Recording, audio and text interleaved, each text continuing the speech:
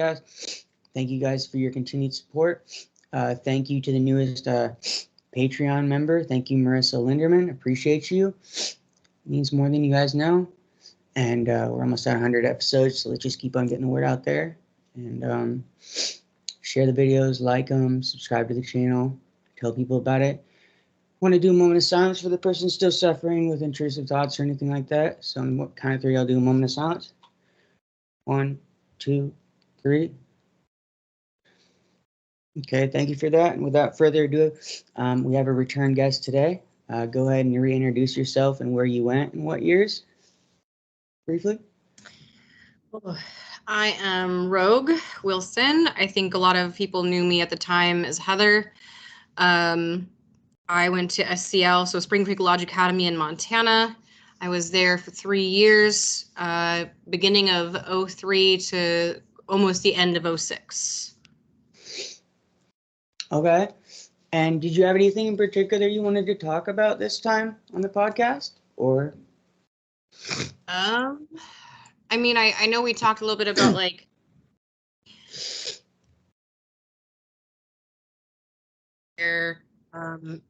I mean, we talked a little bit about why I went there, but I don't know if we like really touched a lot or went into depth on that. But okay, well, let's start there. We could talk.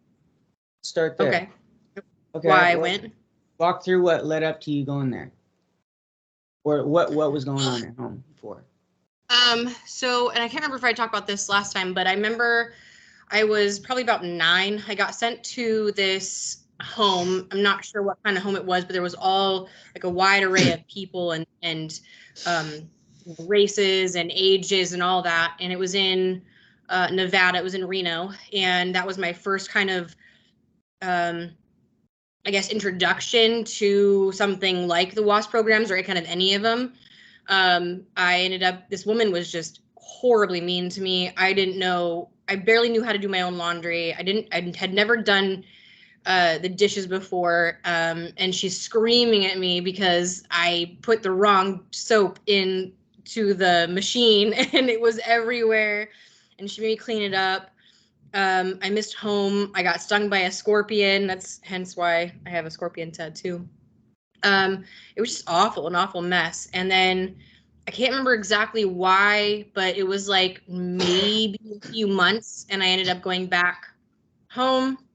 My parents were like, oh, she's fine. This is great. She's got some lessons under her belt. She went to Catholic school. We should be set. Well, my mom and dad had just gotten married around that time frame.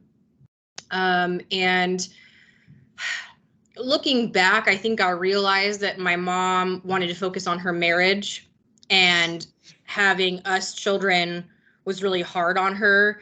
My brother's autistic, had some other issues going on. I was just one of those kids that lashed out. I wasn't being heard.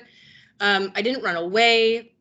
I think the only time I actually ran away was to the store for like 5 minutes and then I came back. And that was, I think I was maybe 8 at that point. So I think my mom just really wanted to focus on her marriage and she had focused on us kids for so long and she didn't know what to do anymore is what she and so I think she tried everything to get me to open up, but she also was part of the problem. And I think a lot of people don't realize that parents are also part of the problem, need to be held accountable. On top of the fact that we're teenagers, we're already having hormones. I'm going through this right now with my child, right? Like there's a point where there's discipline. I understand it's a factor, but then when you're not listening to your child, what their deep down the need is, why they're acting the way they're acting, then it becomes out of control. And then you're like, I give up. And I think at that point, my parents were like, well, they heard this program from my therapist who I was forced to go to. It wasn't helping me. My mother would sit in on the sessions, which was also a no-no, right? You don't do that. And I just didn't want to open up. We were just yelling and screaming at each other all the time. The therapist finally said, well, I've got this program. The one I'm thinking would be best for her is in Montana. My mom read over the pamphlet, talked to some people, right? And she's like, you know what, this might be a good fit. It's supposed to help her and help her through her emotions and all the things that my mom should have been doing and didn't do. And mind you, I love my parents. I love my mom, rest her soul. But I just wish she had taken that extra little step, you know, to get herself help and to realize that what she was doing wasn't working as well, right? It's not just me. I'm not just the problem. And I was technically the scapegoat, right? I was the black sheep of the family. And so a lot of it was, I didn't want to do homework. I hated homework. I was yelling and screaming all the time, but so were they. There was just fights. I mean, it was just nonstop.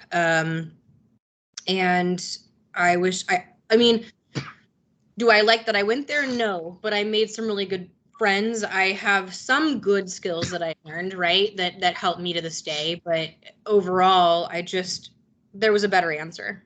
And I had, because Spokane, where I'm from, is full of meth. I didn't know anything about that. I didn't really know. I'd never had sex. I never, other than that one time, ran away. Like I went to school. I didn't ditch. I never snuck out of the house. Like all these things that you would hear from other children there, I never did. And there's a few other people that I know that shouldn't have gone either. I mean, nobody really should have gone, but you know, that those people were there for such slight things too. And I was just in shock, I think. And it was a culture shock. It was just, and then on top of that, my abandonment issues from being adopted, it was just a whole lot to take in. And I was angry, just angry all the time when I got there. Excuse me. I talked to a few friends recently that went with me and knew me pretty well there and still know me to this day. And yeah, that's what they saw too, was just as couldn't be myself there. And I'm 35 now. I went when I was about 14, I think. So it's been a ride since I left, to say the least. So. Okay. That first place that you went, was it associated with the T.T.I or anything? Not that I'm aware of. I believe she was just kind of like a group home.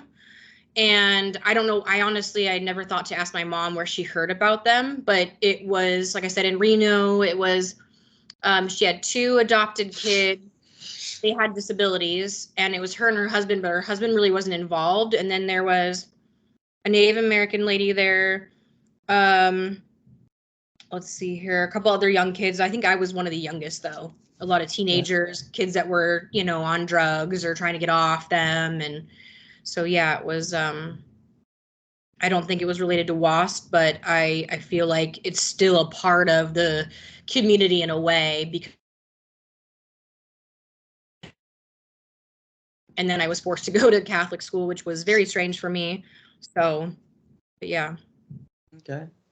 Well, I know that you've been struggling with some stuff in your life right now. Do you want to go into kind of like maybe can you tell people how they might be able to help you, or you know, anything like that, or which is what you've been going through?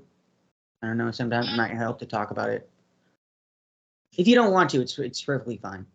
Oh, it's fine. I'll say that the program I thought would end, right? Once I left, this wouldn't be a thing, right? And then finding all these other survivors of all kinds of programs, right? And I thought it would just end after I left, and maybe we'd have some camaraderie. I'd have friends still, but it wouldn't be this continuous problem in my life. And unfortunately, when I got divorced the first time to my ex-husband, Sean, and I'd had my son Maverick. He's my oldest. He's 12. He'll be 13 in April. The program was used against me in court, and I'm glad that Paris Hilton and many other people in this community are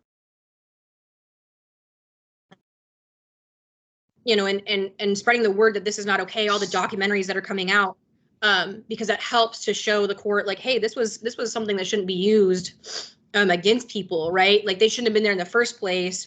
And to use your past against you, especially as a young kid, right? That's not okay. And because of that, they were able to say things like, oh, well, you know, our son is having issues and it's because of her. She went to this program. She was a bad kid, you know, and for a while, the courts listened to him, and they didn't use that against me as a parent now, but they definitely took that and ran with it with my kid. And it's been a long 12 years of battle in custody court and family court. I had a lot of faith going in. My entire view on things have changed since those beginning 12. Grown as a human, grown as a mom, as someone in society, you know, a friend, which is great. And it opened my eyes to a lot of things on how I deal with people. And it changed my view on the court system. I'd like to get into helping people and advocate for people who are going through something similar that I went through. That's my next goal. But right now I'm struggling with trying to get custody of my son again for the 88th time. And, you know, it's so frustrating to see a court system who you think cares about children, right? Like, you think they're going to do the right thing and they don't every single time. And that's just my case.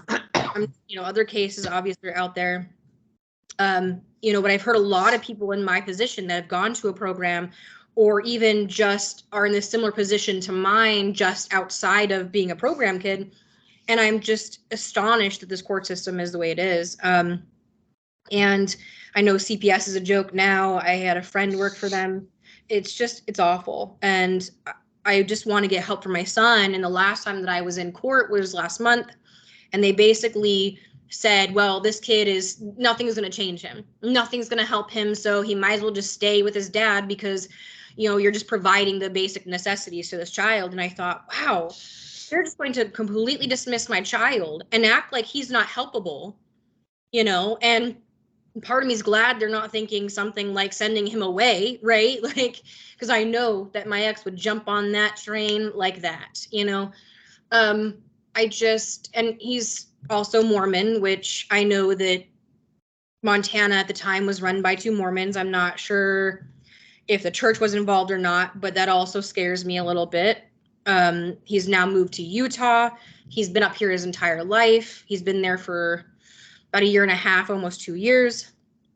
And I don't know I wish people could write in for me, but I don't think it would help. I don't think there's anything that would help in this moment other than maybe some prayers, good vibes, whatever magic you do. I don't know, whatever you can do to help, just say some prayers or any of that would help, because I'm just at a loss at why the court system won't do anything for my son. And I don't want him to end up in a similar position to me, where he is now fighting for the rest of his life up until, you know, my age now, which is 35, trying to figure himself out, being in survival mode,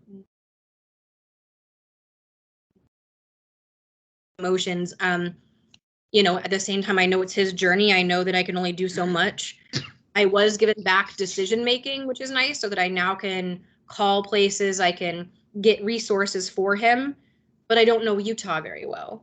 So there's just a lot going into it right now. I'm trying to find my own place, I'm here with my boyfriend, but I want to be able to have a place for him to come home to if the judge, you know, changes their mind. You know, and at this point in my life, I think I've fought for so long. I've spent so much money trying to fight this, that I'm not giving up on my son. I'm going to do whatever I can outside of court, but court isn't helping anymore. And that's just so frustrating, so heartbreaking that we're at this point now. My son's 13, and as we all know, in Washington, 13 for children, which is good to a certain extent. They can advocate for themselves to a certain extent when it comes to mental health. But unfortunately, my son doesn't have that. I don't even know what you'd call that. He doesn't even know how to stick up for himself. His dad's kind of just done everything for him, and forced him into a lot of things. But I'm going to remind him daily that he, you know, if he wants to get therapy, he wants to help, I'm here. I will help him. You know, and if I, like I said, if I don't get custody, if nothing's reversed, then we have another set plan in place that can help me to help my son to not have to deal with any of this, and hoping that he would never get sent away or and treated like I was. And I don't want my son to go through that, because I know what it's like for sure. Okay. So when you say using the program against you, do you mean like because she got sent away, she's just not a fit mother because she got sent away as a teen? Is that what they're trying to essentially say? Yeah, so it was a combination of that and saying, well, her genetics are fucked up. That's why she got sent away, because no one else in her family, which he didn't know at the time. I already had come to find out some people in Idaho at their program knew my cousin who'd also gone to that program. My brother went to the wilderness programs, which I'm not sure yet. I haven't watched the documentary Camp Hell or Hell Camp, but I think he went to one of those very similar wilderness programs. So, he says it's genetics, and little did he know, right? But part of that was saying I'm not fit as a mom. I'm not okay. I have too many problems mentally, but then I've also passed it down to my son, and he's going to be a problem, and he's fucked up, as what he said, or what my ex said, because of me. So it's like the combo of him already having those issues because of my genetics, and then on top of that, not being a fit parent. I was crazy. I was this. I was that. Bipolar. And I'm like, I don't know what you're talking about. At one point, I did have borderline. That is not a permanent diagnosis. I've been able to get myself to this point, and I'm really proud of myself for that. That was a big struggle. But even if I did have bipolar, what does that matter, right? Like, the fact that they were using mental health against me was just awful. And it happens to many people, but especially survivors. I found a lot of people in custody battles are going through something similar, and it just blows my mind. For sure. Okay, well, what has been going on in between our last interview and now? Is like this kind of go over what's been going on? So, some of you might know, right, that I ended up meeting this man. His name was Cody.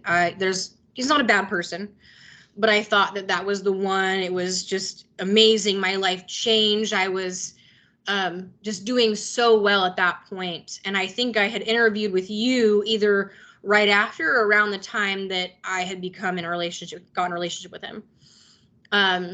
I thought everything was fine with my kids. There was nothing left for me other than my friends in the Tri-Cities, where I'm at now in Washington. And I said, okay, let's do it. Let's move. We've been together for almost a year. I moved to Bellingham / Blaine, Washington. That's all the way at the very tip top of Washington.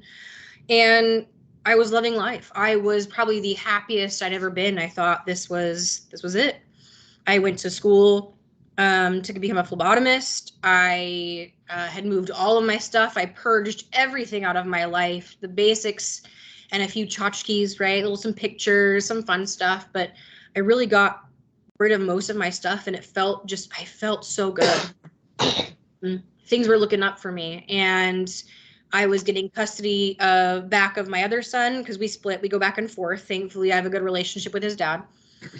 And the other one had just moved to Utah, so I thought, all right, this is my chance. Let's do it. Well, I was almost done with phlebotomy. I think it was like my last day or last week, and I went back to Bellingham. I was studying down in Shoreline, and one little fight, which was rare, between my ex and I, and he basically said, okay, fuck you, get your shit, get out. And like, it turned my world upside down. I had to once again go, get my kids situated, because I couldn't have custody now because I don't have a place for them, right? Then I had to find a place for my cat. So she was in a boarding house for like 2 months almost. And because of the move? Because of the move, yeah. So like I said, I'd moved everything over to Bellingham and Blaine area, and everything was set up. Everything was ready to go. Like, I had everything down to a T, organized. And when Cody said, fuck you, get your shit, get out, not my problem anymore, and then cut me off completely, I blocked him. Thankfully, my dad, who is one hell of a man, had come down, grabbed everything that we could. We left so much stuff there. I didn't want to deal with it. I mean, I left so much. And my dad was kind of like, he was like, yeah, screw it. Like they put you through this, you know, let them deal with the extra crap. And I said, okay. Like I felt bad, right? I'm not that kind of person to just do that to somebody, but he was right. So packed up all my stuff, put it in storage. My cat went into a boarding house for 2 months, stayed with some amazing friends. I ended up, my boyfriend now is also a friend of mine for 12 years. So we said, let's give it a shot. After a couple months of you know, taking it easy for a little while, he let me stay here. Thankfully, if I hadn't had him or my friends, I don't know where I'd be. My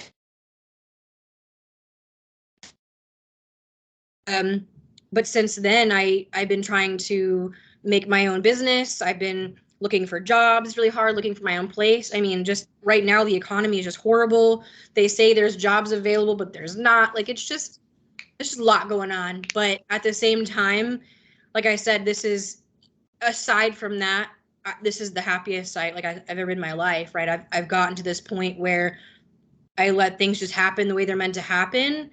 I go with the flow. My kids are doing okay, right? I know one of them for sure is. I keep in touch with the other one to try to help out.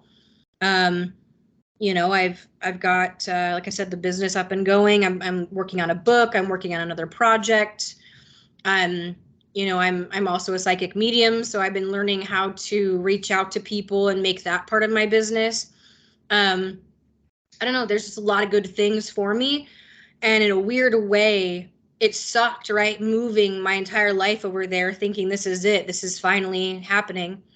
And I learned I should probably have my own place to go back to or have a backup plan, right? Financially, if this were to happen again.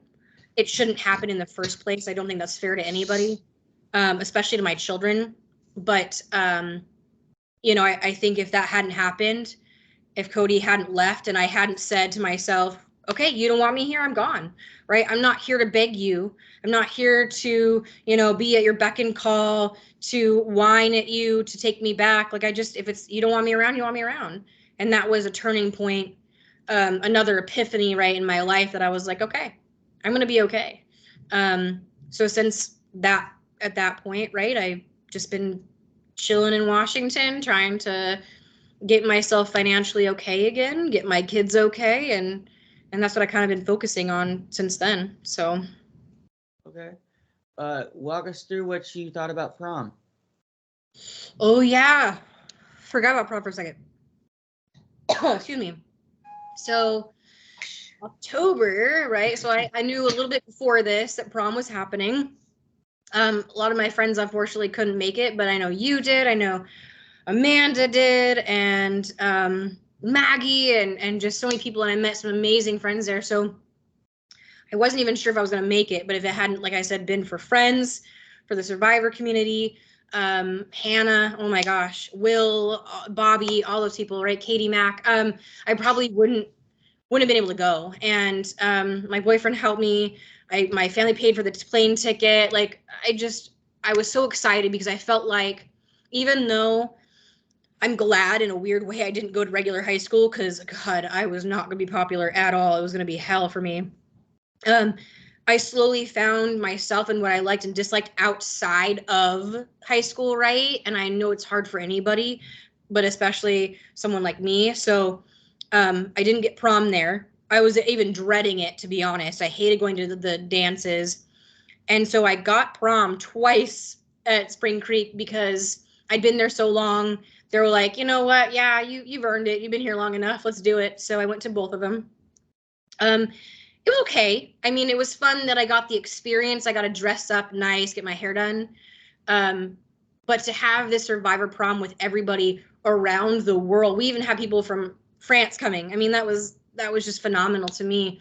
And to finally have an experience like that, even though we were adults, it was cathartic. It was like there's a lot of like, it just felt a lot of camaraderie, a lot of friendship, a lot of new people. Like I just felt like I fit in, right? Unlike I would have in high school, unlike I did even in the program itself, right? I was so young, and we all have grown, had kids, got we become our own selves, and some of us are still struggling, but it felt like in that moment we could be ourselves, right? It was just amazing getting ready before and after prom, getting to hang out in LA with people.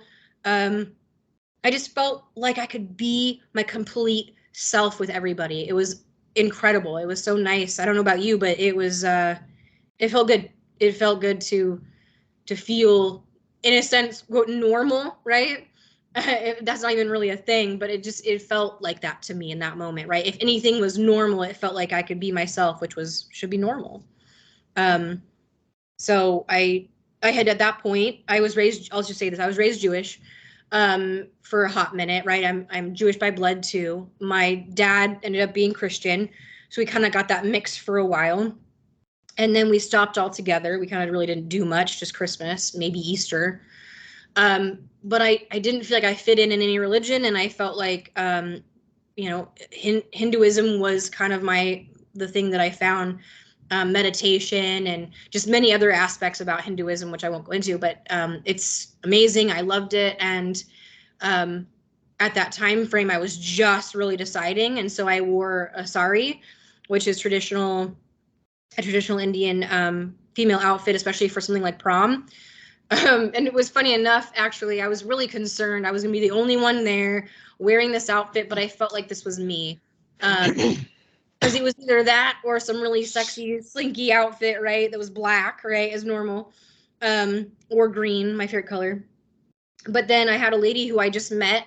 I can't remember exactly her name. I'd have to look it up online. But her and her husband were there. He's in the Marines. And she came up to me and she was just like, wow, like, I don't know who you are, but like, thank you for, you know, wearing that. Like, I'm bummed because I didn't think, you know, I should wear mine since I'd be the only one. But now I wish we had, because you wore it, and like, what made you wear it? What got you into this? And I explained to her the same thing I just explained. And I made another friend that way. So it was, I feel like a lot of those things that happened at prom and leading up to prom and after, have, like, the universe was doing something in my life, manifesting things, including new people, to share experiences with, and to get to reunite with all the people that I haven't seen in 20 something years, right, was amazing. I haven't seen Maggie in forever. Amanda, I met Tina. She's from the same area as me. So I don't know. It was amazing. It was just, I loved it. And I hope to get to do something like that again. Oh yeah, it was awesome. All right. Was there anything else, or hold on, yeah, was there anything else in particular about the program that you wanted to touch on? Or I wanted to ask, we didn't really talk about your I am statement. What was your I am statement? What was your purpose statement? And do you feel like any of that helped you at all? I mean, now that I'm older, right, and I do my own manifestations, and I say my own kind of mantras, or like, I guess I am statements, I guess, really, my therapist has me doing them. They're not quite the same, but they feel very similar. So I found that funny that I never thought I would use it in life after the program, but I do. I even still have my stone that they gave me. So when you graduated from So spring, yeah, it was a granite stone. It had my name. It had, I can't remember what else it had on it, but on the back, it said my I am, right? And let's see here, I am, oh gosh, I have it written down. I also have my name tag too. I'm a lovable, I don't remember it anymore. I'll have to think about it, but I'm a lovable, okay. Man, something about being worthy and beautiful young woman. My purpose is to be is be myself. To love myself while being myself, and to live life to the fullest, or something along those lines. And I mean, I'd have to look it up again, like I said, but it's so funny that I even remember bits and pieces. I remember them. We'd get out. We were in line, right, in the program, in line, standing to go somewhere, school, or the Hungry Horse, which was the cafeteria. And we'd stop. We'd be waiting for, you know, our staff member or whatever, and they'd, you know, have us step out of line and say our I am, right? And that was only after Focus, right? Focus seminar. But I thought that was so crazy. We'd step out of line. I remember that to this day. I'm talking to everybody at prom.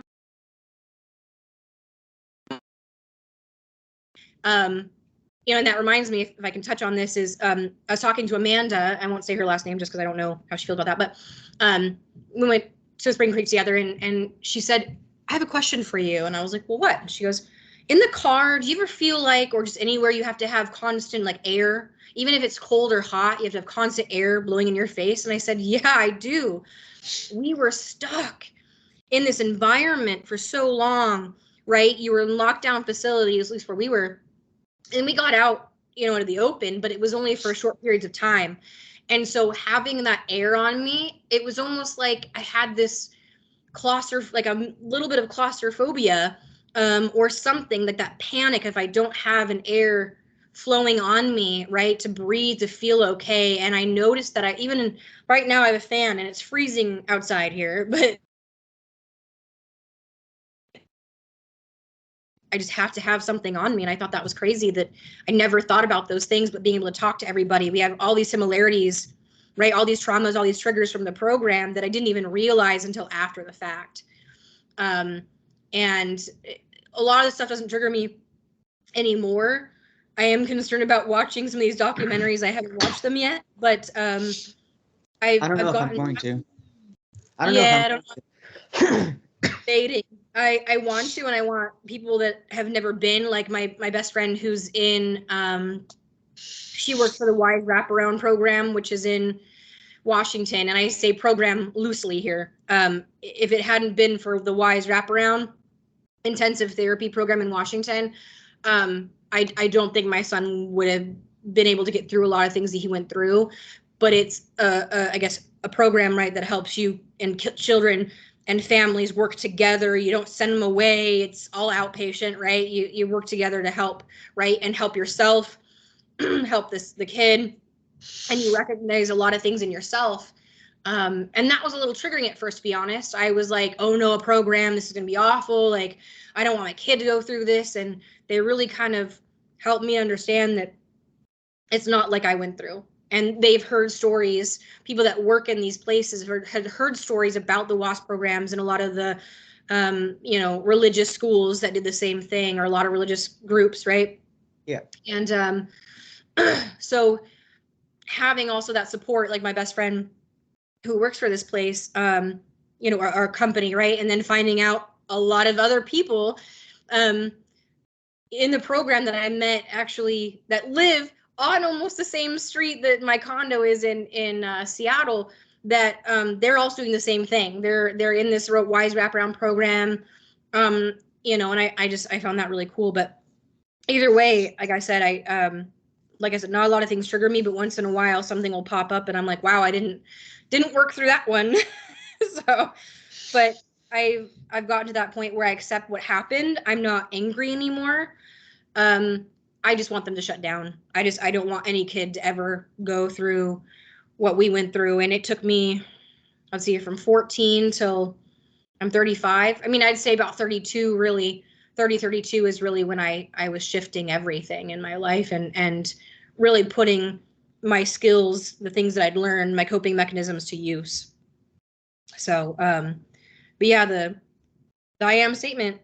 My therapist says things like, what are your strengths, right? Not strengths for anybody else, like what you can do for other people. No, what you.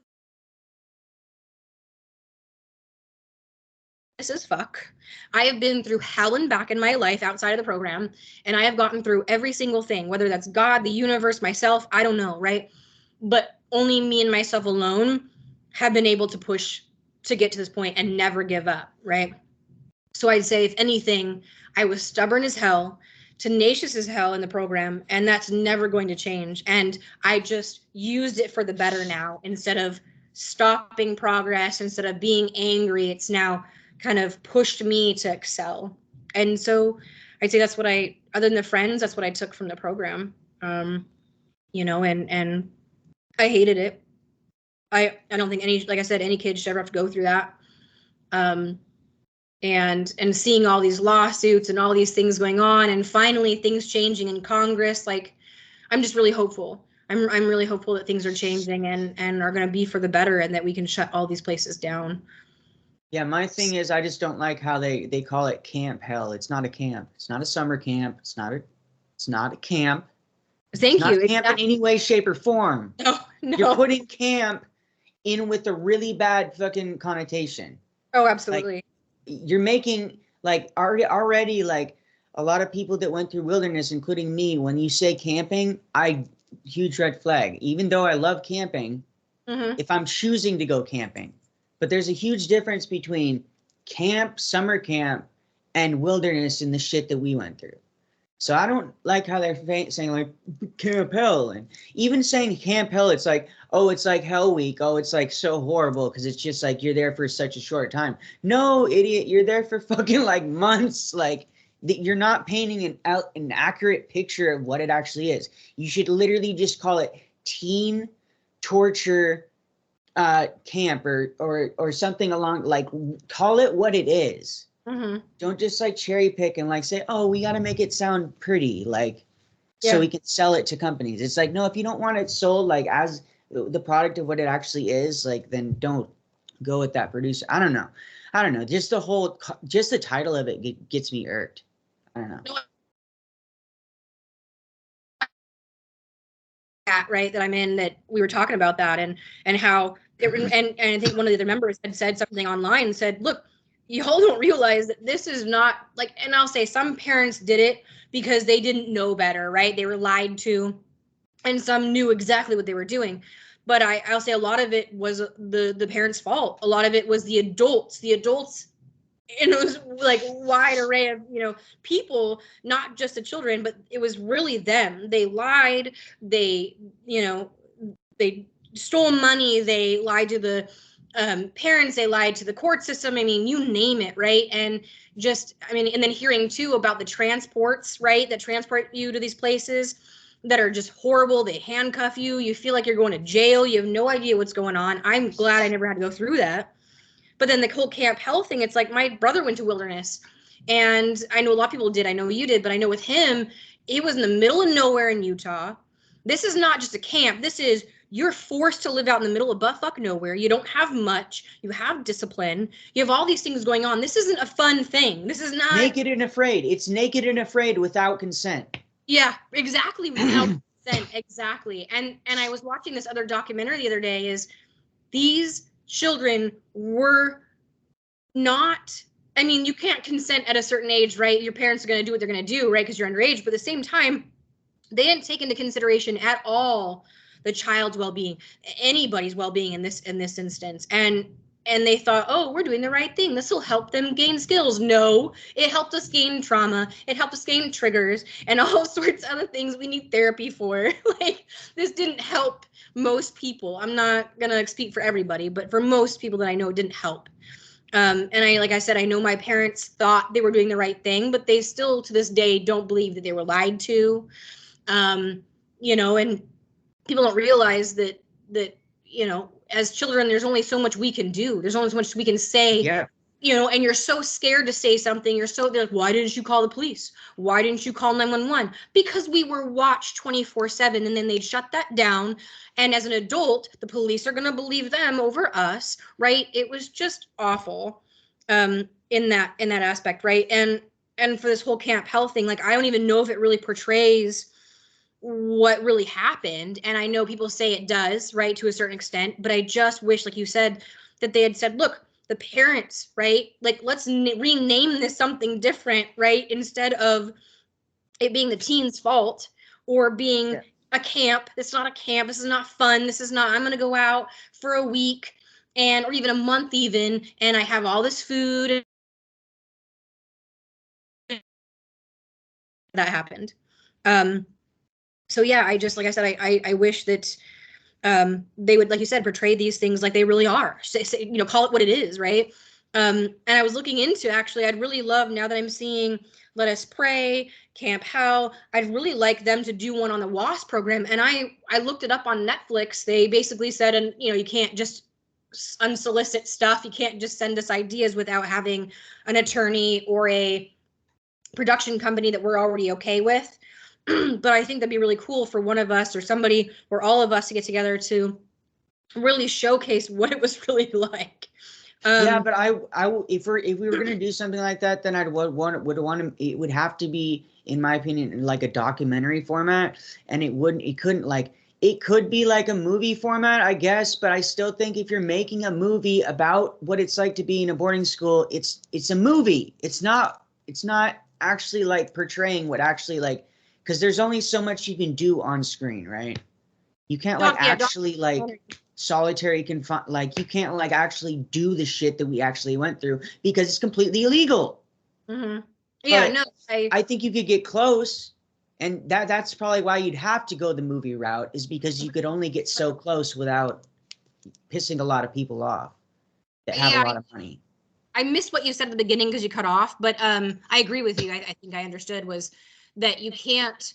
I know we had the new was there. I didn't get to talk to him, but of course it was all lies. You better smile for the camera, and they showed it like it was a military like style camp. That's really like what it was, right? Like a school.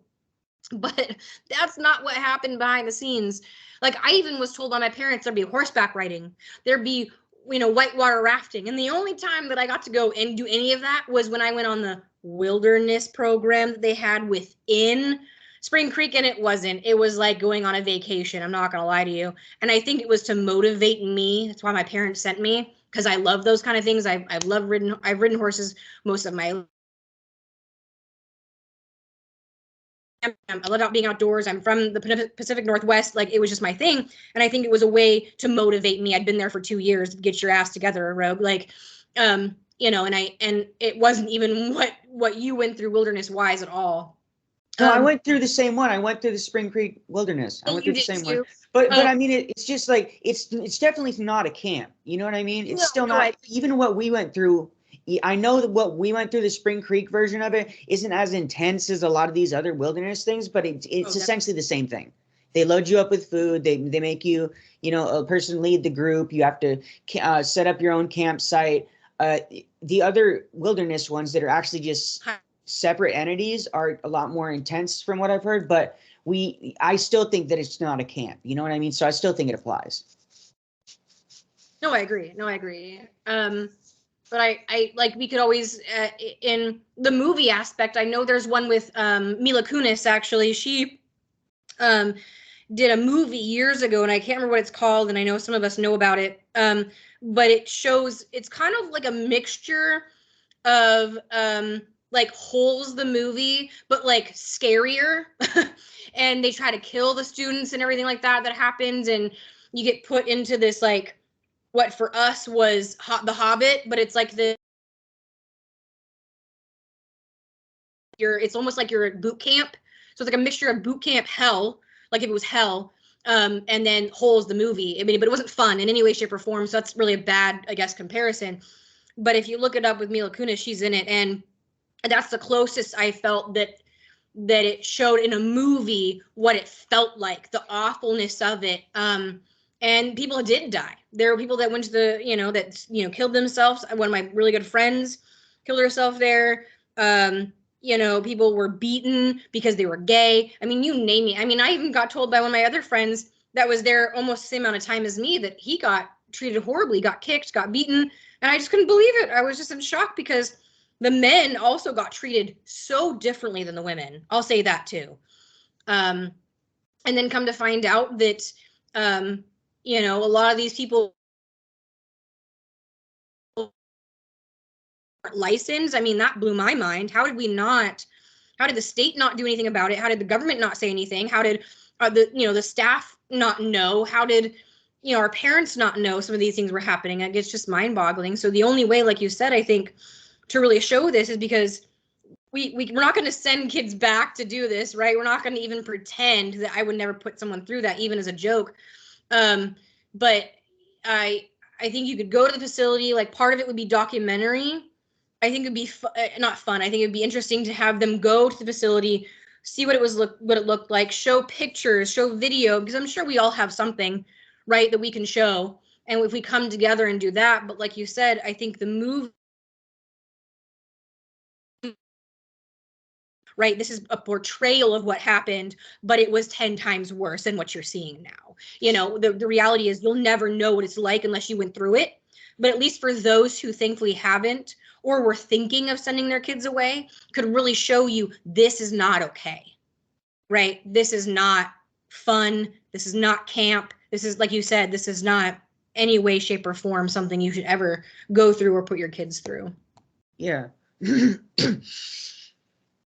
I just thought of something.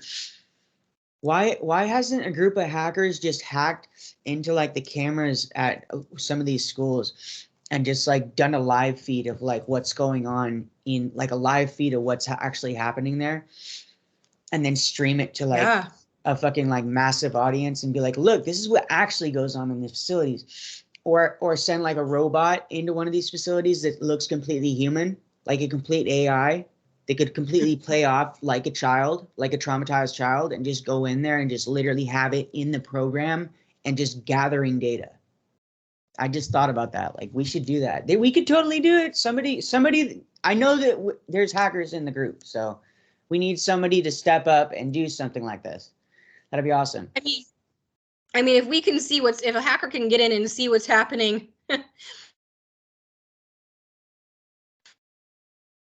going on, I'm pretty sure that they could find a way to hack into these systems.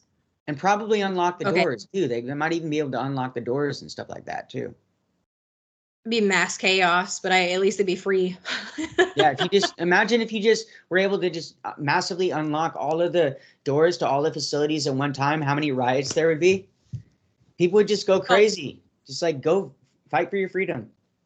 The only thing that scares me about that is that I know a few places like Costa Rica, Jamaica, Mexico, like Socasa by the Sea. A lot of them had riots. A lot of things bad happened. I don't know a whole lot. Oh no, it would be every man for themselves, pretty much at that point, for sure. I mean, unless you would have cliques and groups. Be free, but I don't know. Say what?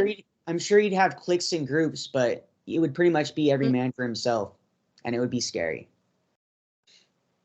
I don't know. I'm just surprised that after 20 something years, this is still happening. Right. And like I said, my cousin went to one, my brother went to one, we all got sent separately. And my grandfather thought these were just boarding schools that would whip us into shape. Like, he had no idea what he was paying for until later. Right. I'm sure he eventually found out, but same thing with my parents. Like, I talk to them to this day and that I was going to end up dead in the ditch somewhere, which that's crazy to me. Like, how? Like, what path was I on that would lead you to think that I was going to end up dead somewhere, right? Like, the rationalization of that, I can't rationalize that. And like I said, my son, a picture was probably painted into their head. Oh, probably. This is what's going to happen if you don't send her away. Oh, probably from not just the facility, but also probably from, the therapist and God knows who else, right? A lot of my mom's friends were surprised, and a lot of them were like, oh yeah, she probably needed to go, but that's because my parents made me. I was just wanting someone to listen. And I'm realizing a lot of things now of who my mom was, the trauma she had when she was a kid really, really played into her parenting. And I knew from the very beginning I didn't want to be anything like that. Unfortunately, at the beginning I was, not to the extreme, but I still did some things that she used to do discipline-wise that I regret to this day, but I stopped pretty quickly when I realized, yeah, I didn't want this for my children, and they weren't responding to it well. So like spanking, things like that. But like I said, the wise, there's other resources out there. There's other things that do so much more for them and the families than ever sending a kid away, right? The fact that you want to send your kid away should scream something at you. That shouldn't be okay. And at that point, it feels like I said in the last podcast, was that I felt abandoned. I felt unwanted. And my son recently had suicidal thoughts, went to an institution down in Utah, and they treated him well. I was really scared. Something bad was going to happen to him, like it did me, because that trauma. but he did really well. He did phenomenal. He got the help, the intensive therapy that he needed, and he was being heard. Heard this out of my son was that, and he's not adopted, by the way. He's been with us the entire time. He felt abandoned by his dad. He felt abandoned by his family, just even being sent away for a month. Like that should tell you what this does for people who are longer than a month being sent away. Most of us were there at least 6 months to a year, right? I was there for 3. I know several people that were there for 2, right? No amount of time is going to change that. So it just, I don't know. It killed me. It broke me as a parent for a while. And I was really distraught. I was kind of going through a spiral, and I was like, no, I got to stop this. This isn't helping. That was triggering. It took me back to the program, took me back to my own abandonment of my parents. And I've had a lot of epiphanies over the years with that, and how my parents were and why they did the things they did. But I'll just say to people out there that want to have a relationship with their parents that can't, I know there's many of us struggling with that. If they're you just can't talk about that stuff, right? If they're a decent human being, you can't talk about it, then fine, just don't bring it up, leave it be in the past, or talk to them little by little. And if they're just not receptive to it, there's probably reasons, right? The parents don't want to admit that they did wrong. They don't want to admit that they were lied to. They don't want to admit in themselves. And I think that's hard for anybody, but especially someone who's been around longer than us, right? Who's older than us. And I know that my parents were kind of the same way. They didn't want to admit that for a while, and they still don't. And that's fine. I have to leave it at that to have a relationship with them, and that's fine. I've said my piece. I've let it go. But if they're toxic, you're never going to get through. If they're narcissistic, if they just blame you even to this day and want to project, like, you just have to let it go. There's, unfortunately, blood doesn't mean you have to stick around. And I think people forget that sometimes too. I mean, to each their own. I'm not telling anybody what to do. For me and a lot of my friends that were in the program, I think it's best if you just step away from it, because if that's the only way you're gonna have a relationship, or you just have to completely exonate them out of your life. It's for your own health, right? Like, you in the end, or you're gonna be alone, right? Outside of our kids, outside of our spouses, you yourself are the one that has to deal with it, right? Has to live your life. And blood isn't always thicker than water. So yeah, we really need to get a hold on this situation too, because now they have these things in Mexico and other places called like annexos, where now if you have enough money, you can just ship your child off to another country and have them held even over the age of 18 against their will, and like put in cages and shit. The same kind of shit they did at High Impact. Like, literally, Cher's son is like going through this shit right now. Like, Cher is like trying to get her son into, like, or actually Cher did send one of her sons outside to Mexico, and they fucking was like keeping him in a cage and shit over the age of 18. Like, this is huge news. So like, this is what they're doing nowadays. They're just like, if you have enough money, that you can just have your kid. They literally come, like cartel members come and kidnap your kid from your house in a group of kids. Like, they literally do the whole kidnapping thing, but it's cartels doing it now. If you just pay them enough money, and they go through this AA like thing, but they only focus on steps 4 and 5, where essentially it's what's all the fucked up shit that you've done in your life and make amends. So essentially, it's just brainwashing, break you down to build you up. Oh, you're a horrible person because you did this. Now that we know all of your dirt, we're just gonna say, oh no, you stole from your parents. You're a fucking piece of shit. That's why you fucking used da da da da da. And it's the whole brainwashing thing. They're doing the same shit, and now they're doing it with cartels and stuff like that. So I mean, we really got to get a hold on this. Like, this is our children. This is the future of our civilization, and our kids are being sent away to other countries and shit. So we need to.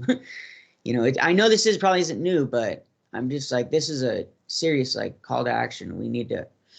I just found this out within the past few days, so it's pretty crazy, and I just wanted to throw that out there, that this is happening to our children. Yeah, I didn't know either until you just told me. I didn't even know that was a thing. I know related documentary, but it just shows you, if you have enough money and power, you can do whatever the fuck you want. And that just ate at me, because same thing, my parents had the money. They could send me as long as they wanted to, right? And I'm thankful Make that I you got look out. crazy, make you look crazy and and insane, you know, make it look like you can't make rational decisions by yourself. Same thing with Amanda Bynes, Britney Spears, all of them, Yeah. right? Their parents, right? It's a little different, but still similar ideas that, Amanda had a breakdown, right? She had a mental health issue and no one thought, let's get her help, instead of here, let's just, cut her off from everything, right? That just doesn't seem fair, right? And I don't even know if Britney Spears is even still alive, right? Like that's a whole nother thing, right? But I'm hoping, I don't know Paris, obviously. I know that and I'm hoping that she'll use her voice, her money, her power as a celebrity to start showing these things, right? And I'm like just in shock right now that Cher would send her own son to do that. Like that's just, I mean, it's getting to now the point where it's intense. Like you said, it's now no longer just, kids being sent away for good chunks of time and being manipulated. This is now forceful. This is now scary. This is now Human rights violations, blatant human all rights of it. violations. Exactly. Yeah, I guess that's the way you put it. That's terrifying. I'm gonna have to do some research on that. But that's you have enough money that, oh my God, that's scary. Because I thought at one point we were finally getting this out there, finally stopping these things, realizing that mental health is not a stigma. We should talk about it, and then it's like we went from one, it's always been like this in society. You go from one end of the pendulum to the other. There's no in between, and there has to be a balance, right? Otherwise it just keeps going back and forth to the extreme. And it just becomes a disaster. And I honestly think too that these conservatorships that are a lot of famous people and people in general are being put into, I think that is also a new breed of boarding school, T.T.I kind of thing in itself, because literally you're controlling every aspect of that person's life pretty much. You're saying they don't have the autonomy to make decisions by themselves. They're not sane, so anything that they say, you don't listen to them. You could literally be being human trafficked, and people are being trafficked, and then they say that this is literally what's happening to me. Oh no, they're not sane. Don't listen to them, because they have proven that they're not able to think for themselves. So I think conservatorships are the new age of this. They're definitely part of it, especially if you have enough money for celebrities or even trust fund kids, right? I think that too is becoming more of an issue. I don't know. It terrifies me because it goes right back to my kid too, is, if he gets old enough, what happens now? And when he turns 18 in 5 years. Even safe? Is he even safe after 18? Yeah. That's the questions I'm, because like, I don't know, it's just really scary. And so was there anything else in general about your program that you wanted to go into, like seminars, anything like that you experienced there? Sorry, because I kind of got sidetracked a little bit. No, I know, it's okay. I know the seminars were a lot for me. I hated them because, like you said, it's just that straight, what you did wrong, you need to repent essentially for what you did and get it out there. But I had to fake cry, right, to get through these programs, right? It wasn't working. It wasn't working the way they were doing this, right? And so I would get in there and I would fake cry, or I'd pretend to beat up the chair with the towel or the floor or whatever it was you're beating up on, right? Because I had to fake it to make it, right? And I hated that because I wanted to get the help, but I also was pissed off because nothing was working. And I went through discovery. So there was discovery at the time that I went in, discovery, focus, accountability, and then all of the I think there was one more, but that went away by the time that I went there. Yeah. And then PC1 and PC2 and PC3, right? Yep, I did all those, right? So, and I feel like even in the PC3s, right, the parent-child conferences, right, the seminars, they didn't get much out of it. We were just angry at each other. Like we didn't actually get to solve anything. I didn't get to really voice how I felt because then I was manipulating my parents, or I was lying, or I was whatever, right? Bullshitting them. I went through discovery, I think 3 or 4 times before I graduated. I'd be up all night, sleep deprived. I didn't have a whole lot to eat, right? I was at one point I had braces too, so that was even harder to eat a lot of the stuff we had. And I remember them telling me stupid shit. Like they didn't even know who I was or what I'd been through. And you get up and you start saying shit to these people, or even like to me, right? And you're thinking, you know nothing about me. And you just have to sit there and take it. Or, you know, I had In Focus, right? They said I wasn't doing what I needed to do to grow and heal and whatever, right? And get anything out of this. So they stopped me. And I had to redo Focus again. I mean, I was at the end. I was at the and they'd make you write these paragraphs or pages of why you did this thing or why you feel this way and how you can change and blah blah blah. And I got nothing out of that. I just had to bullshit and bullshit and bullshit and kind of rewrite the same thing in a different way because and I don't even know who read this, right? Did the seminar, you know, the main, oh God, what's his name? David Gilchrist or any of them, right? Did they even read these? Did any of the staff read it, or was it mainly just the upper levels, you know, kids who were in charge, right? Essentially, were they the ones reading it, or did no one read it? What was the point in all of this, right? Yeah. And then, you know, to basically that the whole lifeboat In Focus, right? The whole lifeboat, what's that called? Process. Yeah, process. Thank you. Was a joke because I'm my whole life I've been taught like yeah, you help yourself. Like I get that like on an airplane, right? If you don't help yourself first, right, then you can't help somebody else. And I get that concept. I think we all do, right? But when you're put in this position and then you're told to you know help each other out and you're a family and you're this and be kind and blah blah and then you finally say, well, you know, I won't even for myself stand up. What did they expect? They expect us to stand up for ourselves when we had no confidence, you know, no self-esteem. Most of us didn't, right? You're stripped of everything. Like, how are we supposed to, you know, stand up for ourselves when we're taught to not? It was just completely contradictory to everything. And that one bothers me a little bit because I now know that I can stand for myself, but I'm also a very sweet, kind-hearted person. I want to help everybody, right? Maybe So, that was a test to see how far the brainwashing had worked. To see how well the brainwashing had worked. Because think about it.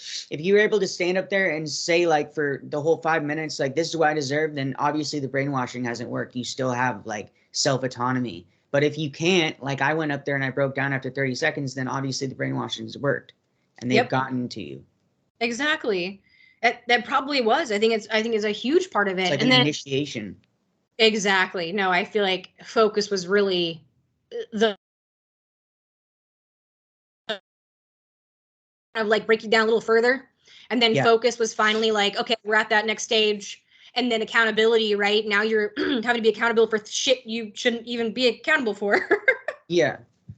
I mean, and I went through that, and I think they even I think they changed it too after I left. I don't know what you went through, but did you go through accountability? I went through orientation, discovery, focus, keys, principles, or principles and keys. So principles is the one where you have to follow the instructions to the T, and if you mess up one single thing, they choose you out. I got chosen out of that twice. It's the only one I got chosen out of, but yeah, that's probably the same one you're talking about is accountability. I think it's accountability is the same one. Because I know I didn't go through orientation. That wasn't a thing. I know they added some, they took away some, and then they brought some back after I left. And I was, I don't know. People get, it's so funny too. I laugh about it now. I know for other people to trigger, but I hate Cotton Eye Joe. I hate that song. I've always hated that song. And then they play it after the seminars to like celebrate our graduating, or Boot Scoot and Boogie, which I was raised with country. My grandparents are they did the rodeo circuit. They had a farm. It's an all right song, but it got fucked up for a lot of people. Exactly. They ruined that because it was like, oh, now we're going to celebrate with some song you really don't like, and now you're going to have that in your memory. Or using the Eagles, right? I love the Eagles. But then Desperado, they played that in Discovery and Focus. Like, I wanted to shoot myself. Like, At least they didn't play Hotel California. Oh God, that would have been. I would have been so fucking upset. Oh, I love that song so much. And Lady in Red, right? My mom, that was one of her favorite songs. I always thought of her. I still to this day think of her. But in Focus, the men had to dress up like a woman and had to dance around and do the song to Lady in Red. And it just felt so wrong in so many ways, right? And I get the idea behind it. Like it was interesting for me because it helped me get out of my comfort zone. Oddly enough, it helped me get out of my comfort zone. But at the same time, after that, it's almost like they shun you again, right? So you go back away from. They speak to you about getting out of your comfort zone and being who you are and holding yourself accountable and blah, blah, blah. But everything else to that felt contradictory. It was just a bunch of contradictions over and over again. And I didn't get anything out of PC3. It just felt like a vacation. They took you on a little trip before you graduated, right? You'd either go to one of the towns in Montana, Idaho, Washington, right? And I went back to my hometown. I went to Spokane. And I'm sitting here like, oh my God, I feel like I'm at home, but I'm not at home. Like, I was too scared. I was too scared to do anything, say anything, right? So I was just like this the entire time. And I found pictures of me and Maggie and Chelsea. We all graduated at the same time. And there's pictures of all of us and we look kind of happy. But I look so young and so beaten down. Like, I just couldn't believe that I went from this perky kid with some issues, right? But I was a really perky kid. I was weird. I enjoyed different music. I was just finding out who I was, to then have that all stripped away. Yeah. And I think that's why I joined the military so quick after, is because everything was stripped away. They brought you down to build you back up the way they wanted. And I felt like the only thing I could do was be a robot. So I was like, all right, looks like I'm the structure, right? Mm-hmm. And I did need the structure because my parents didn't create that, but it was the wrong kind of structure, right? Yeah. And then to have that drilled into your head for so long, the way we folded our clothes, the way we made our beds, how we marched in lines, how we ate, all of that is like a military. You're pretty much doing boot camp already. Okay, I have to ask, how different is boot camp from the program we went to? Because they used to have us get up and do workouts and shit too. So how different was, like, I know it's obviously physically different, but. Okay, so I'd say a big difference is you don't have a drill sergeant yelling at you 24/7. No, you don't. Yeah, but at the same time, when I first got there, I had a woman named Nani. She was our family mom, as they called it. She was in charge of all of us on one shift, and then there'd be another woman who was Linda, who I love. I love her. Very similar. They were two different types of people. One was very nurturing, and one was very much so like a drill sergeant. I hated her. Good cop, bad cop. Exactly, right? Exactly. I hated her so much, and she put me through hell. And I'm a bigger kid at this point. I'm losing weight, thankfully, because I'm off my medication. But then they put me on new stuff. And I don't know. That's a whole nother topic, but I just feel like that was a bad choice, and the way that they handled medication was bad. But she would, middle of the day, even on our breaks, we're supposed to be having a break, she'd make us get up and do all sorts of exercises, right? And then if you were out on the play area, right? So like right next to the school houses, we had our basketball court. And when you're out on the court, you're supposed to be able to do whatever the hell you want to do, right? As long as you're doing some kind of activity. But then it turned into forcing us to do stuff. And I remember I got really super, I have hypoglycemia, so I have really low blood sugar, and it was really bad at the time, and I started to kind of have issues. And then I got stung like several times up my leg by something, and they still pushed me super hard.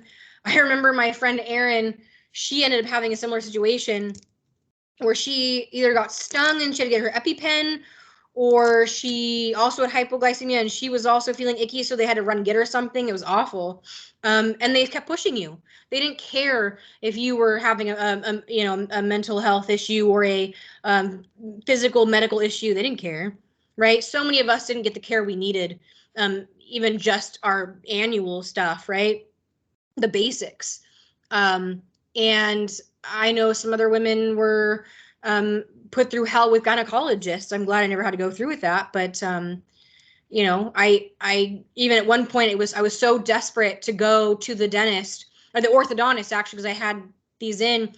I didn't want to wear my headgear, and I was getting punished for it, so they put in these permanent things that held my jaw down, and it just felt like another way of keeping me silent, of obeying. And I sat there one night, all night, trying to get them loose, and they finally came loose, and I felt free. It was like liberating in a weird way. And they finally took me to the orthodontist right after, because I did that. And I was like, you're not putting this back in. I don't care what they tell you. I finally stood up for myself and said, no, I'm not going to do what you want me to do. Fuck you, dude. So, and thankfully the orthodontist was super cool, was not really, he knew about the school, but he didn't understand. He wasn't really like that kind of guy that was like, well, no, you're going to do what I tell you. But it just, the differences, like I said, are so small, right? Other than having a drill sergeant, you have uniforms, you have to walk in lines, you have formations, right? You have to eat under a certain amount of time. For boot camp, it's like 5 minutes you have 5 minutes left as soon as the last person sits down. In reality, we're there about 20 minutes. So you have enough time, but then they go make you run outside and you want to vomit, right? So they did that same thing to us, where you'd shove all this food down your throat, and you had to eat the entire meal, and you could only miss one. Well, I wouldn't say the entire meal. I'd say it was like, I think 50% of the meal you had to eat. You had to show you eat something, and then you had to eat every single meal except you could skip one. And so, you could skip it in basic training too, but usually you wanted to eat something because you felt so deprived. You didn't get snacks. You didn't get any of that kind of stuff. The way we did our beds, right? How we folded them nice and neat, and you could bounce a quarter off of it. Same thing. You had to do that in the military. You weren't allowed to do anything without permission. Which is similar to the program. The school we had, same thing. We didn't have a lot of school and basic. You have it at which in mine, which was the Army, which was AIT, which is our school where you learn your trade, what you're going to do in the military. And every branch is different, but it's very similar, where you do basic first. They break you down to build you up how they want, and to have you be a soldier, right? And then you go through, there's you learn in lines. We sang, right? I sang sometimes, or we said certain things in the program, and then we would sing our like on marches or just doing our thing. It was our cadence, right? We'd sing a cadence, so it's very similar. We had what was called Hell Week, oddly enough, where it was super intense, kind of, had some of that sometimes happen. And then we'd have fun moments in the military, which were similar to the program, and fun moments, right? But it was still very organized. The way we folded our clothes, you had 5-minute showers, which were the same thing, 5-minute showers. Some of us didn't shower sometimes because there was no time. Sleep deprivation when we had to go learn something, same thing with seminars. We didn't have to in basic, but I know some basic trainings do, where you have to serve your fellow comrades, right? And we had to work in the kitchen, and I was always dish duty. So, and oddly enough, you're not allowed to pass notes in basic training. You're not allowed to have any fraternization. Same thing here. But the difference was that at ours, we were segregated, right? We didn't have, you couldn't even look at the opposite sex, which you're hormonal. You're not trying to get with them, but by restricting that, it made me want to look more, right? Yeah. It was like, don't do it. Well, I'm going to do it, right? It was like reverse psychology in a way. And then I'd get in trouble, and I couldn't believe it. I was just like, we can't look at them? Did you wink at them? Hey, you sexy. Like, what the fuck?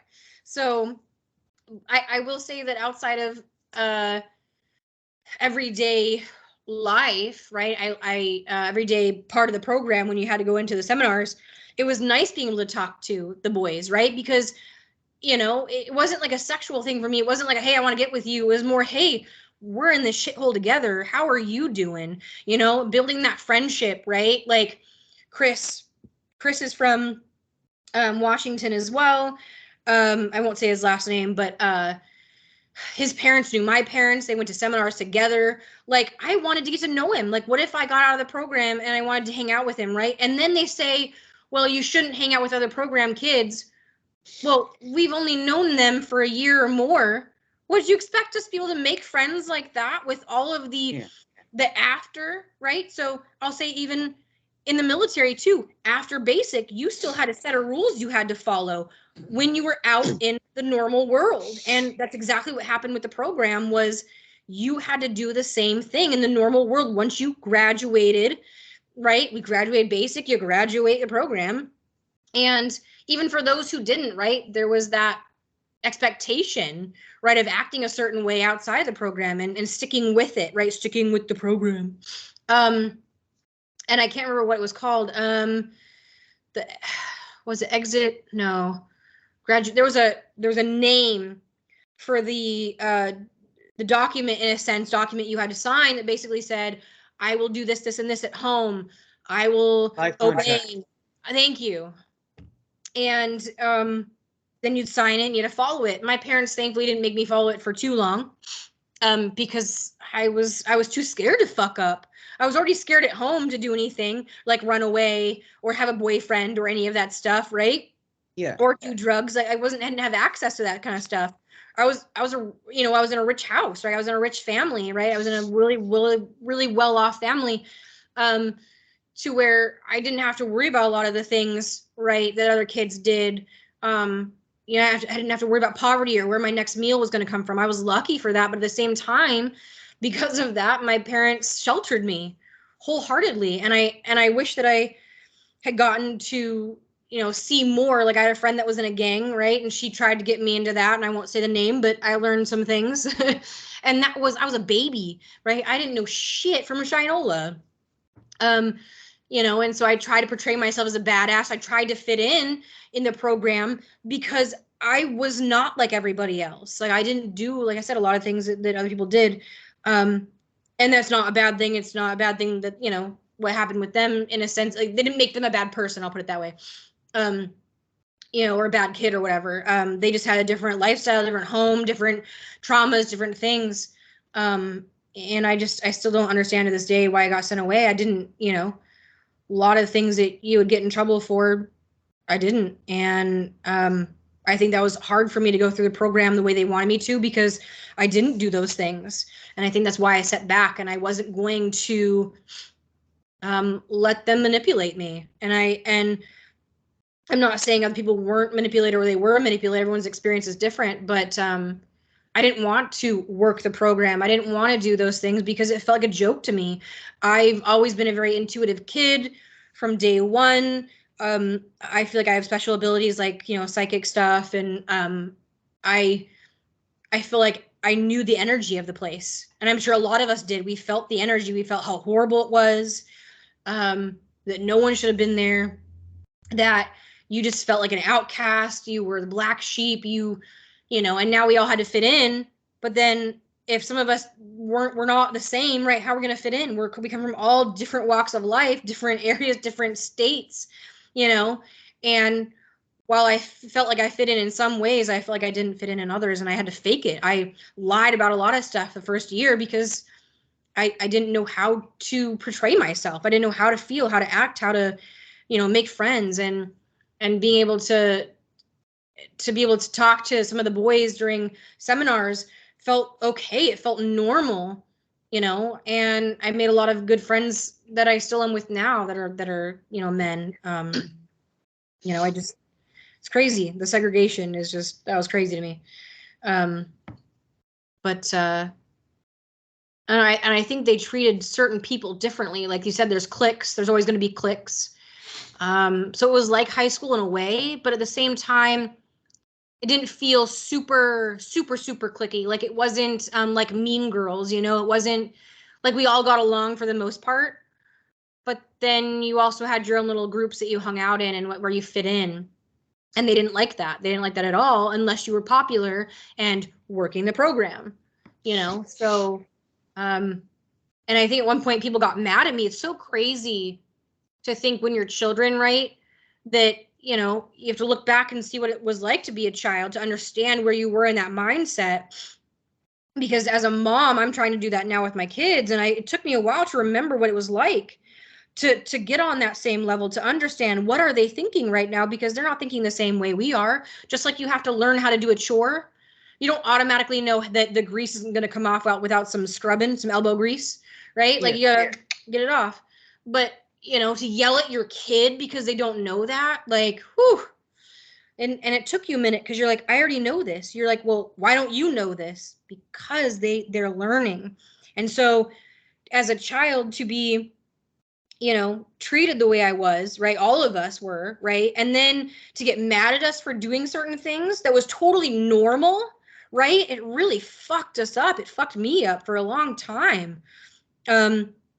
You know, and that just kills me. And I think that's why I want to be in social work and work with the court system too, is because I understand what it was like to be a kid, right? I went through trauma as a kid. And even if I didn't do a lot of the bad things that people are in juvie for right now, I can still relate to them and get myself on that level. And none of the adults at this program wanted to understand really why we were doing the things we were doing, why certain things were triggering, right? Why did we run away? Why did we go smoke meth in the back of the fucking parking lot of Walmart? You know what I mean? Like, I didn't do those things, but like, you know, I was just saying we as a whole, but you know, why would a kid at such a young age do that? Because we thought we were cool? No, like there was a big reason typically, right?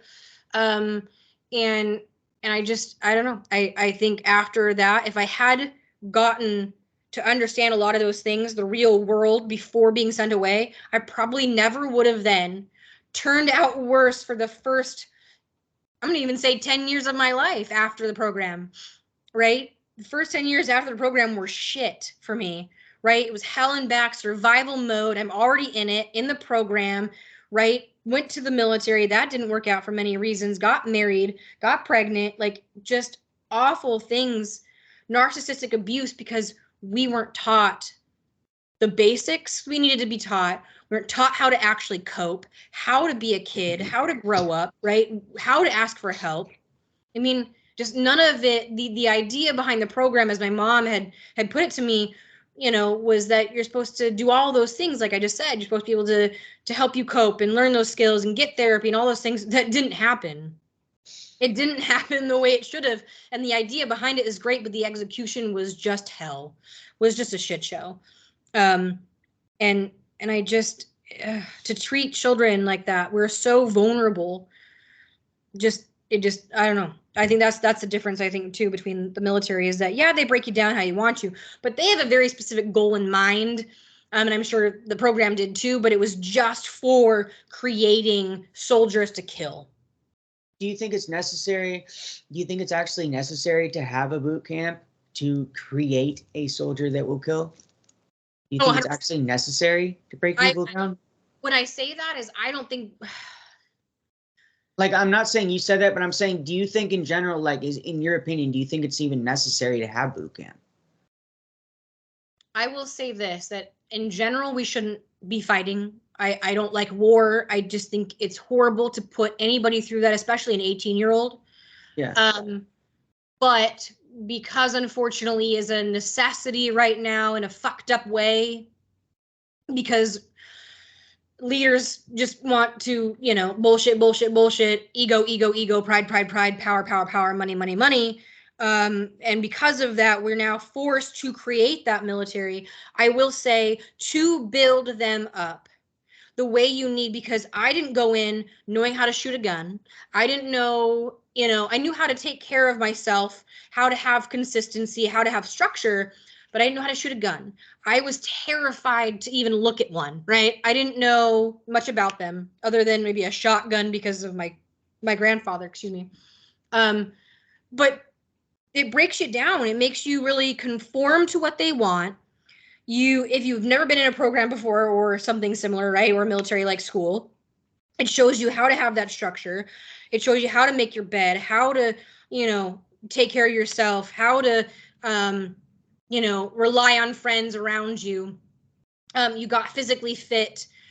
I will say it was necessary into building what they wanted. Okay. I like I said, I don't think it should be necessary, period. But to get them in that mindset of killing, that it's totally okay to harm another individual, and then on top of that, you see so many movies and other things out there about the system of the military falling apart when someone gets pride and ego up here when they need to be down here, and they've screwed up a whole thing for so many people because they have high ranking, right? Power is a huge problem, and having that pride, ego, and money, you can do so many fucked up things to individuals. And I think that the military does that. I think it's a lot easier now than when my dad went in. My dad was a Marine during Vietnam, and after, I don't think he ever actually served. I think he was 18. But he joined around that period, and they would yell at you, scream profanities, call you horrible things, physically beat you. I mean, you name it, right? Like, it hardened you. And we're already seeing those effects now. Boomers are having issues, and even people from our era, which is so different, yet just as fucked up, the shit you see, and to have that structure to build you up, to be okay with it, to believe what you're doing is good. I thought I was doing something amazing for my country. I really did. And I look back and I'm not proud, but I'm also not proud of what I had to go through and what I saw. And I didn't even go overseas, right? I just saw a shit show in the beginning. It has its own flaws, its own system problems, and yeah, just as fucked up, I think, just as damaging to the psyche. Imagine if it was by design, where they actually had you go through boot camp, so in the end that you would be hopefully in their eyes pushed over to the edge, so you'd become essentially a vegetable. So you would essentially serve the country and then become a zombie afterwards, and just a vegetable, and you could never talk about what you saw when you were in Vietnam or wherever you were, because you're a complete vegetable. Your brain's fried. You have complete PTSD. It could just be by design. Our country could just be doing this on purpose to purposely break people down before they even go into the army. Because I wonder how much of the PTSD that they have after they get out of the army or wherever they are actually came from boot camp. It might be a 50-50 split, where they were traumatized by being yelled and screamed at, right? And then they were traumatized by what they actually saw there. So it's like a two-way traumatization. It really is. I think it, like I said, I was already so used to it, but I watched 18-year-olds come in, and I even saw adults who were, 30 almost. And, some of them did end up having to leave for mental health issues. I was in charge of a woman, and I got shot at. Well, not shot at, I was in a way. So she shot at the drill sergeant behind me, who's our female drill sergeant. And I was in her way, and it was basically either I get out of the way or I'm being shot too. So I think that right there alone, the fact that even friendly fire happens, it happens more often than you think. And a lot of things are hush-hushed in the military, not just because of security reasons, right, for the country, but also just because, kind of like that movie, A Few Good Men, right? That shows you that does happen, and it happens more often now than ever before, because we're realizing this isn't okay. The order we've just been given to do is illegal, first off, right? And then on top of that, you're now doing something that feels immoral and wrong, and then and it is, and then to have to submit to your superior. Otherwise, you're fucked. You're damned if you do and damned if you don't. It's what it feels like. I will say there are people out there, whether they're police or they're military, right, or firefighters, right, and including myself, who I used to be a firefighter for like a hot minute, And then I was as an EMT. I love being in the medical field, right? I can handle myself under pressure. I think because of the military, right? It helped in some ways, but it also broke me down in others that I to this day still have nightmares from being in the military and being in the program. And because they were so close together in time frame and similarities, they will intertwine, right? I'll be in a military uniform and I'm on base, but then I see everybody from the program around me. And I'm not allowed to do anything. I'm not allowed to go anywhere. Like it was awful. But like I was saying, is I think there are people out there that can handle this kind of thing, can handle the mental fucked upness that comes with the territory, and still keep a level head. Exactly. But there are people that's why we have different jobs for different people.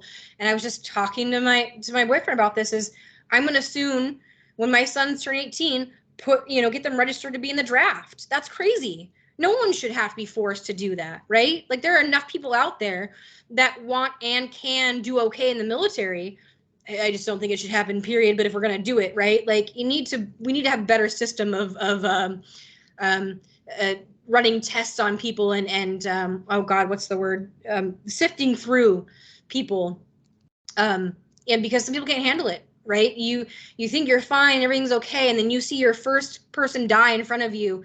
Even as an EMT, even as a doctor, you're just kind of like, oh, holy shit, right? Some people, that'll throw them over the edge. You know what I mean? Instantly. And some people, they'll get out and maybe become a serial killer or whatnot. I mean, this has happened.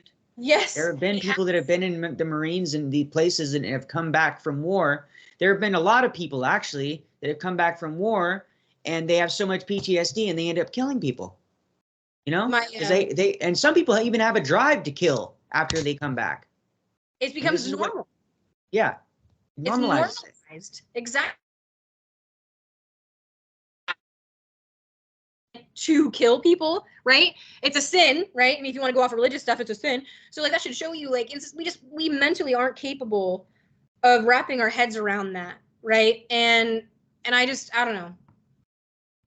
It just bothers me, all of that together. Anyway, we got off topic so hardcore here, but yeah, same thing with the program. They didn't work for me because I'm very stubborn. I have that. I'm sure if it was a worse off situation or more hardcore manipulation, I probably could have. And children are so vulnerable, right? But I think because of my stubbornness, because of my intuition, I didn't go with the flow. Didn't let them get to me, right? But I think a lot of people, unfortunately, were vulnerable and weren't already in that mindset, who are super innocent, even more innocent than I am, or have already gone through some hardcore fucked up shit, right? They even still were open and too open and vulnerable in that moment to be manipulated, or had to fake it because the only way to get through was to fake it, usually, right? Unless you were able to be manipulated, and some people were. It's really, really horrible. For sure. All right. Well, is there anything else particular you wanted to talk about your program experience, or anything that you've gone through recently, or anything? I'll just say this, because we're at 1 hour and 30 minutes, we can always come back again if you really want to, but but like I said, I will say is that I want these things, like these podcasts, like I said at the beginning, and these documentaries and these things to really portray what really happened. I want things to stop. I don't want to see this anymore. I don't want to see kids go through this and then they're thrown to the wolves like most of us were, and we had to fight and be in survival mode for so long. And I want to get the real truth out there. Like you said, we can't really show what it was like unless you went through it yourself. But I want it to be known. I want people out there all over the world to know what these programs were, because I didn't know they existed until I was forced into one, right? And you don't hear about it a lot. Once in a while, you'll meet someone and you're like, oh my God, I went to a program too. Holy shit. Like, that's crazy. Small world. There's other ways of doing things. I want people to see that sending away your kid, period, is not okay. But then to go through all the things that we went through, all the traumas, while our parents most of them thought we were going through therapy and getting help. I don't want politics in it anymore. I don't want the state involved anymore. I don't want the government involved in any way, shape, or form. Unless it's to regulate, but even then, you shouldn't have the programs period, right? There's other ways, there's other resources, there's people out there that give a shit, and if you're struggling with it or with your own kids, I'm willing to talk about it. I know there's plenty of people that are willing to help you through it. You know, I know that like I said, I still to this day have nightmares 20 something years later. Like, that's how traumatic this is, right? And I have more problems with that and those memories than anything else in my life, outside of the good ones, like the right, vacation. But a lot of my childhood was that, and I still felt like a child up until my 30s. I felt like I was treated like a child, seen as a child. I saw authority in a different light. I placed them on a pedestal. You know, and I want people to realize that the courts, we're all the same. We're all equal. We have different jobs, but that doesn't mean that they're better or more powerful than you, right? And I had to learn that through my 12 years of going through custody battles and being arrested once, I mean, years ago, right? The system, you know, they make you think that they have a hold of you. They make you think that they have control, but in reality, we're just the same as them. They're not any better or any worse than you. They just are. You know, and so I, on a human level, right? Like, people do bad things, but like on a human level, we're all equal. Yeah. And I think people forget that. I think ego, pride, you know, really take a hand in that, really to you know, including, you know, basic training, program, the way our court system is, you know, yeah, it's just, but at the same time, I will say that I did have a lot of things that weren't okay in myself, that I wish I'd gotten help for outside of the program, and it wouldn't have taken me so long. But at the same time, my journey's my own, and there's a reason it happened, and I believe so, and I believe that I am a stronger person now to this day. Like I said, I still have my moments where I struggle, and that's why I reach out to people, just like I think everybody should. You have your support system, or you know, no one will ever know what it's like except for us. So reaching out to people like us helps. And there's a lot of advocacy in these groups, and yeah, I think a lot of things can change. I think the more we put it out there, the more we're honest, the more we tell the truth, and instead of saying things like camp, right? Like wilderness program, like, no, this was not a program, right? But it was, whenever I would tell people that, they're like, I went to a boarding school, I went to a program.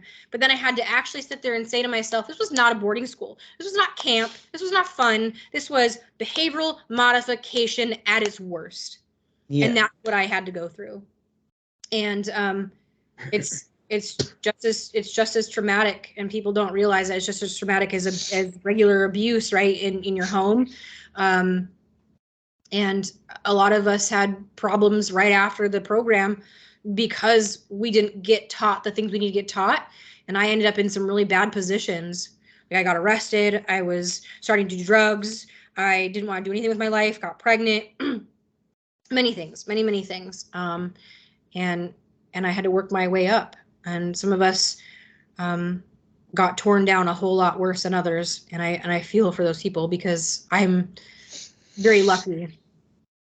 I'll say lucky, because I didn't experience a lot of the same things as others did, and other programs too were way worse. I can't imagine the religious stuff. I can't imagine being in a non-United States like area. Like, oh my God, but yeah, like I said, just reach out. There's resources. There's people that are willing to help, and we know what it's like.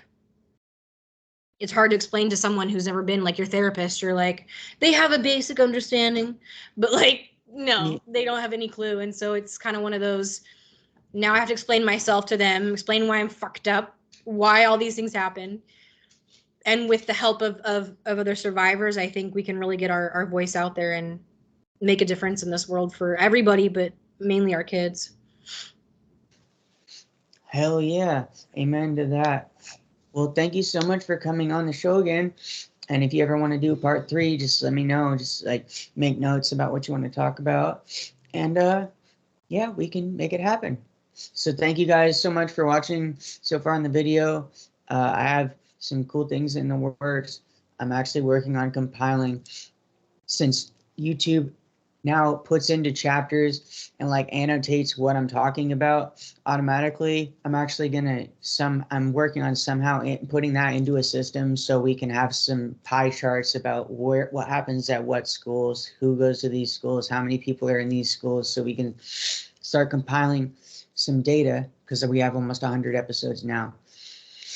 So yeah, hopefully that can be put to use. And yeah, so like the videos, subscribe them, share them, get the word out there. And yeah, we will see you on the next one. And thank you guys so much for your support. See you guys in the next one. Bye. Walking on this wing, make these diamonds go away, make these diamonds go away. If I believed in praying, I would pray my heart away.